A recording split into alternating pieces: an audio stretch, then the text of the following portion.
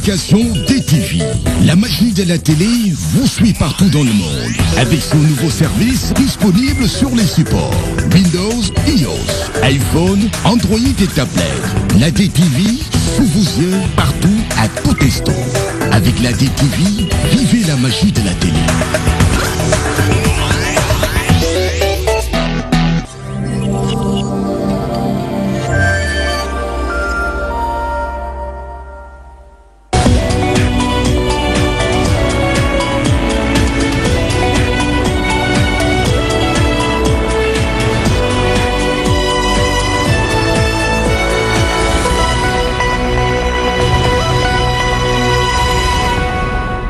Bonsoir à toutes et à tous. Merci de nous suivre sur DTV. L'actualité phare de ce jour.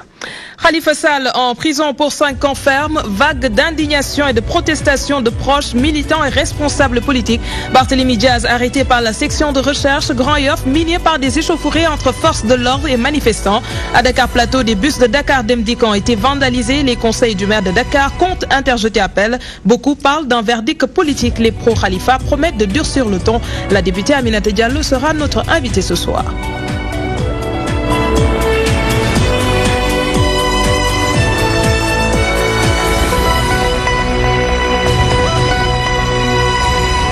Ans de prison ferme plus une amende de 5 millions de francs CFA à verser. C'est la peine prononcée contre Khalifa Sall et Mbaye Touré. Ils sont reconnus coupables d'escroquerie portant sur les deniers publics, faux et usage de faux. Yaya Bodian écope de 5 ans ferme plus une amende de 500 000 francs CFA pour complicité avec Khalifa Sall et Mbaye Touré. Yatma Diao et Morta Diop prennent 2 ans ferme dont 1 an avec sursis. La défense annonce un recours en appel.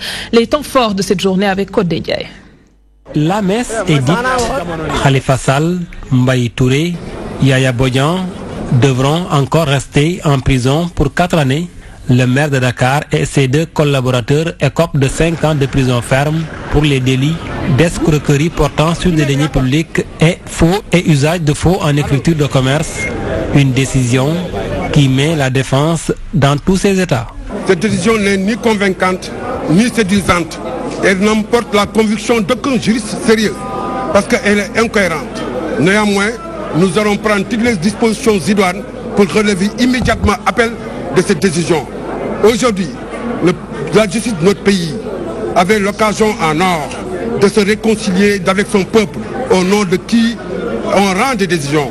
Mais on a raté le coche. On est passé complètement à côté de la plaque. Maître El Hadji Diouf déclare qu'une telle décision n'est pas surprenante au regard du déroulement de la procédure. Violation de liberté parlementaire. Violation de la procédure de liberté parlementaire. Refus de liberté provisoire. Refus de la caution pour sortir. Donc ce que les gens voulaient, ce que les adversaires de Khalifa Sall ont voulu, c'est le maintenir en prison, le condamner après pour l'empêcher de se présenter à la prochaine présidentielle. Le président du groupe parlementaire des libéraux fustige le comportement de la justice. Nous avons peur parce que c'est la justice sénégalaise qui vient encore d'être discréditée. Parce que tous les Sénégalais, ou la majeure partie des Sénégalais, penseront que Khalifa Sall a été condamné parce qu'il voulait être candidat à la présidentielle. C'est quelque chose de très grave dans une démocratie. J'espère qu'on va pouvoir entendre raison et qu'en appel, la vérité pourra triompher, c'est-à-dire on pourra annuler les procédures et libérer Khalifa Sall. Fatou Traoré, Ibrahima Yatma Diaw et Amadou Mahtar Diop ont déjà purgé leur peine de prison. Les percepteurs, Ibrahima Touré et Mamadou Omar Bokoum, relaxés. La défense annonce un recours en appel pour faire annuler cette décision. De nombreux responsables politiques avaient effectué le déplacement ce vendredi au palais de justice de Dakar. À l'unanimité, ils ont condamné la sentence infligée au député maire de Dakar. El Hadj Malick Gakou appelle à la mobilisation pour faire face au pouvoir de Macky Sall. Aïda Mbodj, Mamadou Lamine Diallo et maître Ciré Clédor Ly voient à travers ce verdict un simulacre de procès dont le seul but est d'éliminer un adversaire politique. Mansour Sow était au palais de justice. Regardez.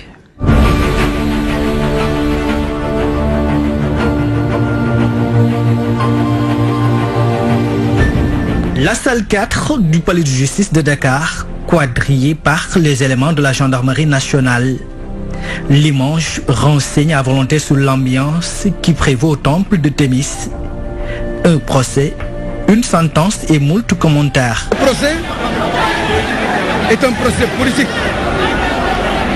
Et bien évidemment, le résultat est manifestement politique. La réaction du public, c'est que finalement les Sénégalais commencent à avoir ras-le-bol, à avoir marre, n'est-ce pas, d'une justice qui est tout le temps rejetée.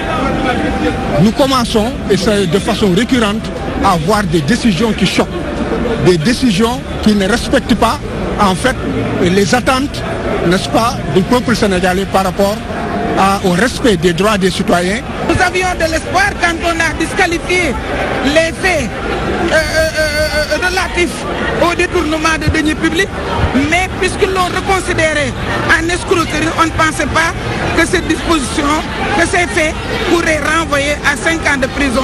C'est du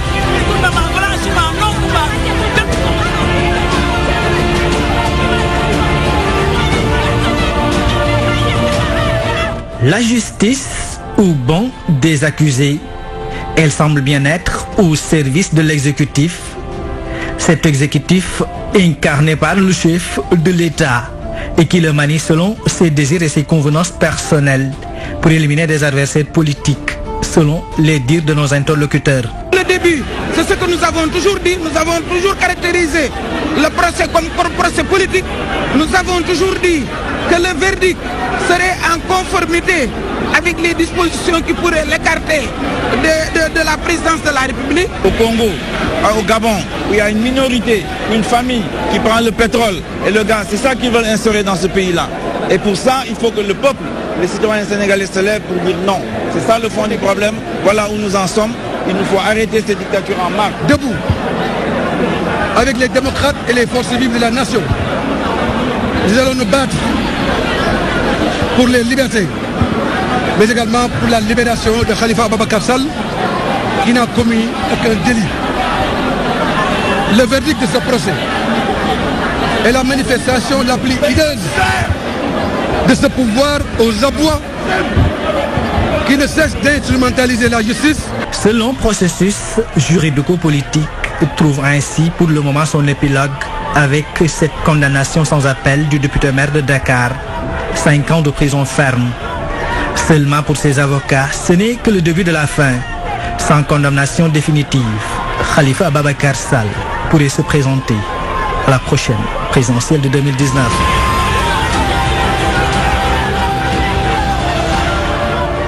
Le forum du justiciable dit ne pas être surpris de la décision du tribunal de Dakar. Selon Babacar Ba, les procédures ont été biaisées dans le seul but de condamner Khalifa Sall. Il ajoute que cela démontre encore une fois que l'indépendance de la justice au Sénégal n'est que l'heure. Babacar Ba s'est entretenu avec notre reporter. Une sentence qui est très sévère, 5 ans de prison ferme, je pense que c'est très sévère. Maintenant, pour les esprits avertis, je pense qu'ils ne sont pas surpris de cette décision. En tout cas, nous, au niveau du forum du justiciable, nous ne sommes pas du tout surpris de cette décision-là. Parce que nous avons constaté que la procédure a été biaisée dans toute sa rigueur. Et vous savez, la procédure, c'est la phase la plus importante dans un procès pénal. Ce que les gens ignorent. Et cette procédure-là a été biaisée.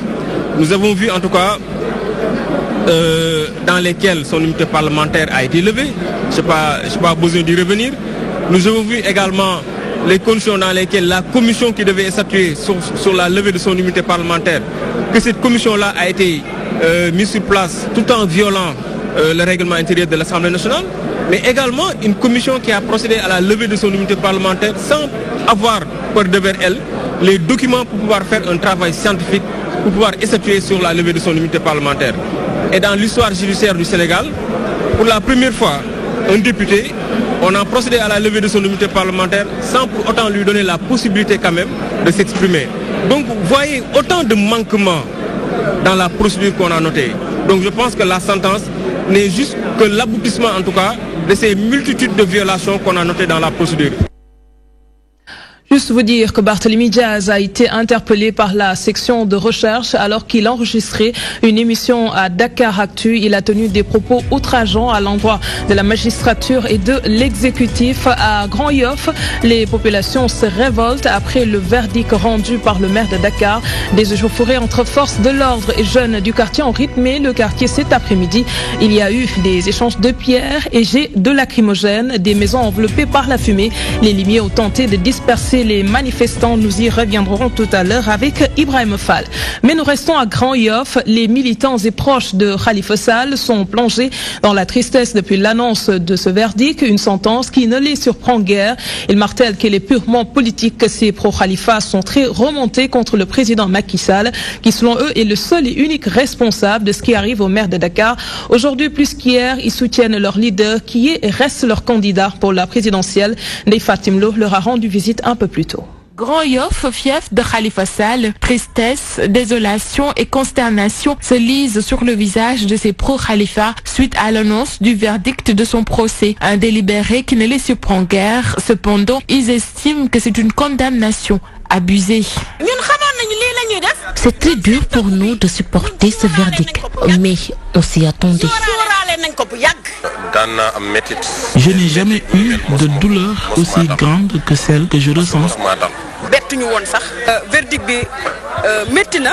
Ce délibéré du procès de Khalifa reflète juste la peur du président Macky Sall de faire face à leur leader politique lors des prochaines joutes électorales, fustige-t-il. Macky Sall est juste un trouillard. Il devait avoir le courage d'affronter Khalifa. Il n'est pas reconnaissant car en 2012, Khalifa Sall l'a beaucoup aidé à devenir président. Combien de fois il a été maire? Combien de fois il a été ministre ou député? Il n'a jamais eu de problème avec la justice. Et à l'approche des élections, il a des problèmes avec la justice. C'est purement politique. Condamnation ou pas, ces pro-Khalifa sont très déterminés. Aujourd'hui, plus que jamais, ils soutiennent le maire de Dakar. Nous resterons toujours derrière Khalifa. Ils peuvent l'enfermer durant des années et des années. Cela ne va pas changer. Nous sommes derrière lui jusqu'à la mort. C'est notre seul et unique espoir. Nous le portons dans nos cœurs. Qu'il soit en prison ou pas, nous serons toujours derrière lui. C'est notre candidat.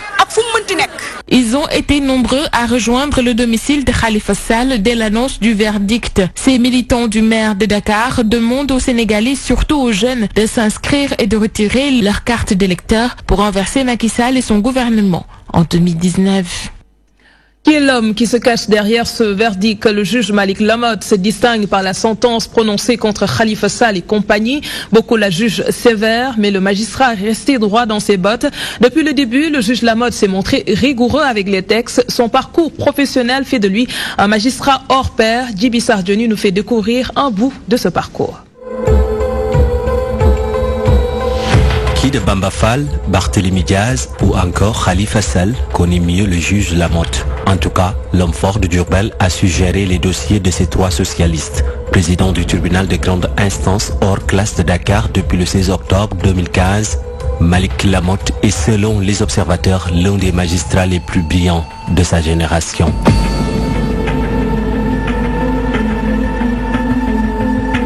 Formé à l'École nationale d'administration vers les années 90, le juge Lamotte a été coopté le 3 janvier dernier pour dire le droit sur l'affaire de la caisse d'avance de la mairie de Dakar. Devant un dossier sensible, le frère de Louis Lamotte a montré tout au long du procès un caractère ferme et rigoureux. Si les avocats du député maire de Dakar pensent que le juge Lamotte n'a pas jugé au nom des Sénégalais, d'autres estiment qu'il a fait montre de responsabilité.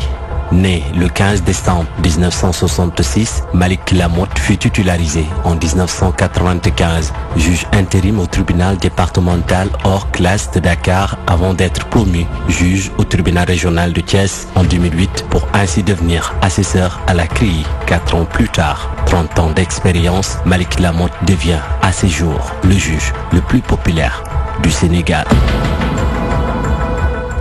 Notre invitée, Madame Aminata Diallo, députée, a été retenue par les événements qui se produisent actuellement avec le camp Khalifa Sall. Peut-être bien que nous l'aurons avant la fin de ce journal. Mais nous restons dans le chapitre politique. Pape Diop est le candidat de la coalition Bokk Gis Gis pour la prochaine présidentielle. Ses militants comptent mener des activités sur le terrain afin de battre campagne pour leur leader. Selon eux, l'ancien maire de Dakar a toutes les chances de remporter cette élection.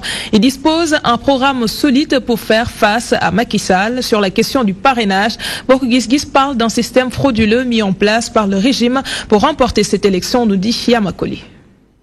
La coalition Bokk Gis Gis prête à élire son leader Pape Diop pour l'élection présidentielle de 2019. Nous sommes réunis aujourd'hui en assemblée générale pour lancer officiellement les activités du parti dans le département de Dakar en vue de l'élection présidentielle de 2019. C'était aussi l'occasion de déclarer officiellement la candidature du président Pape Diop que nous venons d'adopter. La question du parrainage s'est invitée aux échanges. Les militants de Bokk Gis Gis estiment que le gouvernement veut instaurer un système de fraude. Nous sommes par principe foncièrement contre le parrainage, qui cache une volonté insidieuse du régime à vouloir tricher, à vouloir frauder, à vouloir faire un hold-up au soir du 24 février. Ce que nous ne saurions accepter par principe, même si au préalable nous savions, parrainage, marrainage, jumelage, Macky tombera lors des prochaines élections. Déterminés, les membres de Bokk Gis Gis qui soutiennent que leur leader est le candidat qui servira les intérêts du pays une fois élu. Ils comptent dérouler leur feuille de route et entamer la campagne pour élire Pape Diop. Nous changeons de registre. La population estudiantine est estimée à un peu plus de 162 000 personnes, dont 114 840 pour le public. Le nombre de bacheliers orientés passe de 1071 à 1099 en 2017. Ces résultats émanent du rapport annuel de performance 2017 du ministère de l'Enseignement supérieur, de la Recherche et de l'Innovation. Des résultats probants aussi ont été relevés avec 55% de taux de réussite en licence 3. Et Elhadj Moussabé nous en dit plus. Les performances innovantes découlent de cette revue annuelle de l'enseignement supérieur, la recherche et l'innovation. D'abord sur l'orientation des bacheliers où l'effectif a augmenté. 2016, nous avons connu un progrès puisque nous sommes passés de 1071 à 1099. Ce nombre est contrôlé en amont par le nombre de bacheliers. Son augmentation est sans doute liée aux efforts d'élargissement de la carte universitaire et d'amélioration au sein des établissements d'enseignement supérieur, des infrastructures pédagogiques et scientifiques. Des avancées sont également notées sur les résultats universitaires avec un taux de promotion moyenne de 65% réalisé. C'est une très grande amélioration puisque nous sommes partis à des taux qui tournaient autour de 20% dans certaines universités et 30% dans d'autres, bien qu'il y avait aussi des établissements où le taux était à presque 100%. En 2017, c'est que nous avons un taux qui tourne en moyenne à 65%, le passage de première et deuxième année. Cette revue annuelle a permis également au ministre d'avancer des éclairages sur la dette que l'État doit aux établissements privés. Les 5 milliards qui étaient dans notre budget 2018, nous les avons entièrement engagés. Et je pense que maintenant, j'étais absent du territoire, je suis rentré hier soir. Est-ce que tout a été payé par le ministère de l'économie et des finances? Je pense qu'il faut leur poser la question. Concernant l'habilitation des établissements, 29 institutions d'enseignement supérieur, dont une du public, ont été évaluées pour une authentification dans la délivrance des diplômes. Le Sénégal vient de rédiger sa cartographie du secteur privé de la santé, une première dans le pays. Grâce à ce document, le partenariat public-privé sera mieux développé. Selon le chef de projet Shops Plus, plus de 2700 structures privées de la santé ont été recensées. Celles-ci font face à d'énormes difficultés, surtout concernant la gestion et l'accès au financement. Voici le chef de projet, Dr Issa Diop Touré, au micro de Ndeye Fatimlo. Nous avons recensé dans le pays 2754 structures de santé, dont 1250 pharmacies et 1504 structures de soins, y compris les laboratoires de diagnostic et les structures qui font les soins dentaires. Ce qui est très important, parce que nous savons qu'une bonne partie de la population du Sénégal utilise ces structures de manière régulière. Donc, il était temps que le ministère de la Santé puisse avoir ces chiffres. La cartographie a montré 3 difficultés majeures. La première difficulté est liée au fait que, malgré que ce sont des structures pour la plupart à but lucrative, ils n'ont pas toujours la formation en gestion nécessaire.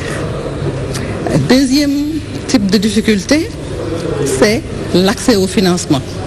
La plupart ont ouvert leur structure ou bien font fonctionner leur structure sur des fonds propres ou bien parce qu'ils ont été appuyés par des membres de la famille ou bien par des amis.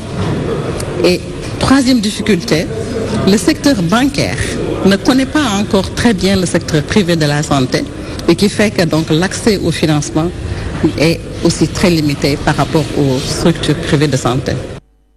Un monde d'économie dans ce journal, les jeudis de l'émergence, un nouveau concept du nouveau club Sénégal émergent. Cette organisation qui regroupe des personnalités de l'administration publique, du secteur privé et de la société civile s'est penchée sur le taux de croissance de 7,2% du Sénégal. Objectif, informer les Sénégalais sur les performances réalisées en grande partie grâce à l'agriculture. La Chine a été citée en exemple comme modèle de développement. Abdoulaye Ndiaye était de la partie. Les jeudis du Sénégal émergent, un nouveau concept lancé par le club Sénégal émergent. Le but est d'informer les Sénégalais sur les bonnes performances réalisées en termes d'économie. Dans la perspective de l'émergence qui est en vérité une politique aussi d'excellence à tous les niveaux, que le nouveau type de Sénégalais dont on parle soit un Sénégalais informé, bien informé, avisé, mais aussi qui connaissent les choses dans leur véritable nature. Mais que ce débat dans le sens de je ne suis pas d'accord ou je suis d'accord, la science ne peut pas se réduire à oui ou non. Taux de croissance 7,2% du Sénégal, thème de cette rencontre, des performances significatives qui méritent des encouragements. Cependant, celles-ci doivent davantage être au service de la jeunesse. Le taux de croissance, parce que c'est une question actuelle, parce que je crois que lorsque le président, le PSE était formulé, en 2014, on disait atteindre in fine, en 2017, un taux de croissance de 7%. Beaucoup avaient estimé que ce taux était chimérique, parce que le Sénégal, en ce moment, était entre 2, 1 et 3%. Mais aujourd'hui, on a vu que si nous le voulons, nous le pouvons. Si le Sénégal a réussi de réaliser ce taux de 7,2%, c'est grâce aux différents secteurs, notamment le domaine de l'agricole. Cependant, pour garder ce cap, la question relative à la durabilité s'impose. Je crois que quand vous avez une croissance qui est portée par des secteurs aussi divers que l'agriculture, le tourisme, où on a beaucoup de Sénégalais, ça c'est le type de croissance qu'on veut. On projetait 7%, on espère qu'on fera plus. L'exemple que je donne souvent, c'est le cas de la Chine. La Chine est restée presque pendant 30 ans sur une croissance très forte. Et c'est vraiment au bout presque de ces 30 ans qu'on a commencé à entendre la Chine, à voir aujourd'hui la Chine qui rivalise avec les très grandes puissances. Et nous espérons qu'on pourra poursuivre cette croissance forte pendant une dizaine, quinzaine, vingtaine d'années pour que le Sénégal puisse vraiment donc rentrer dans la cour des grands. Au Sénégal, les prévisions économiques sont souvent incertaines. Malgré cela, elles resteront un exercice important. Le club émergent Sénégal veut faire de son combat la pérennisation des acquis en termes de performances économiques pour un développement durable. Vous pourrez suivre l'intégralité de ces discussions lundi prochain à partir de 19h30. Les cheminots de la ligne Dakar-Bamako ferroviaire viennent de décréter 2 jours de grève à partir du 5 avril prochain. Ils exigent la relance de l'activité ferroviaire qui tourne au ralenti et de meilleures conditions de travail. La visite du ministre des Infrastructures à Thiès leur avait apporté du baume au cœur. Abdoulaye Daouda Diallo avait promis de prendre en charge leurs difficultés. Depuis lors, rien n'a été fait. Ces cheminots alertent l'opinion. Le coordonnateur du cadre unitaire des travailleurs de Dakar-Bamako ferroviaire, Mambay Tonkara, réagit au micro de Daouda. C'est juste un désespoir total par rapport aux perspectives d'avenir de DBF. DBF qui est soumis à un comité inter-État qui depuis un an ne s'est même pas réuni pour s'enquérir des difficultés de DBF. Aujourd'hui, les travailleurs sont sans couverture médicale. Aujourd'hui, les gens partent à flot à la retraite sans être remplacés. Moi, je pense qu'aujourd'hui, il est nécessaire que le président de la République convoque au moins un cadre d'échange sur les perspectives de Dakar comme opérateur. Mais il nous avait promis de régulariser le gap du mois de juillet 2017, qui fait que chaque fin de mois, on est payé sur découvert. Même s'ils ont reversé un chèque de 200 millions, ce 200 millions va servir à résorber le passif du mois de février, du mois de janvier. On sera sans salaire. On attend maintenant l'autorisation de la banque de business pour payer nos salaires du mois de février. Qu'est-ce que va devenir nos salaires du mois de mars? On est en train d'échanger sur les perspectives d'avenir de DBF. Où est la représentation du personnel? C'est comme s'il y a un complot ourdi derrière les personnels. S'il dit qu'on est payé pour rien faire, pour ne rien faire, attendons vers les échéances que nous irons avec les grèves de 48 heures renouvelables. Et on est prêt aujourd'hui, après, si on n'a pas écho favorable par rapport à la situation actuelle, nous allons donner ordre à toutes nos familles de Dakar à Kidira que aucun train ne passera sur la voie ferrée. Et c'est là que nous voulons quand même lancer un appel à la population sénégalaise et particulièrement thiessoise, que ce mouvement n'est pas un mouvement des travailleurs cheminots, c'est un mouvement quand même patriote. Tout le monde sait l'importance socio-économique du chemin de fer. C'est la raison pour laquelle nous appelons la population à partir de mardi pour des sittings jusqu'au 5 pour le déclenchement de notre grève. Et nous irons vers les politiques, vers les chefs religieux pour les impliquer dans ce mouvement-là. Alors, au pôle urbain de Diamniadio, le collectif des artisans et travailleurs de Thiès exige sa part de cette assiette foncière. Une requête qui s'explique par l'octroi d'une unité de production de 1200 m² à des Chinois. Un geste du gouvernement du Sénégal qui est resté en travers de la gorge de ces artisans. Ils interpellent le président de la République, la correspondance de Daoud Tchandoum. S'inspirant de l'exemple de Kigali, le gouvernement du Sénégal va autoriser aux Chinois d'implanter une unité de confection dans le pôle économique de Diamniadio. Une décision qui n'a guère point le mouvement des tailleurs du Sénégal. Ce serait même un affront de nous imposer une unité de confection chinoise.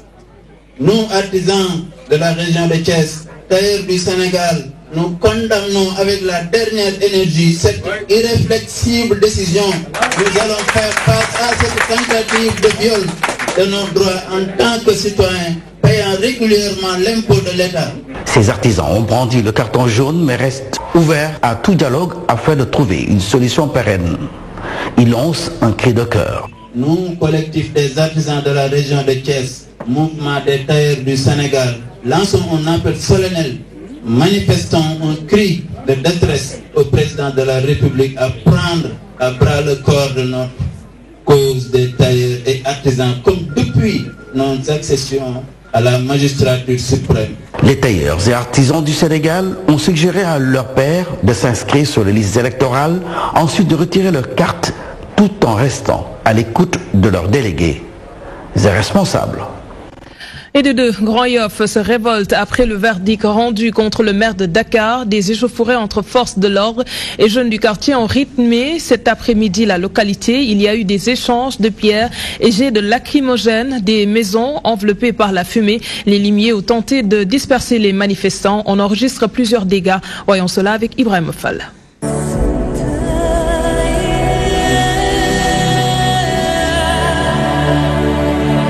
Tout est parti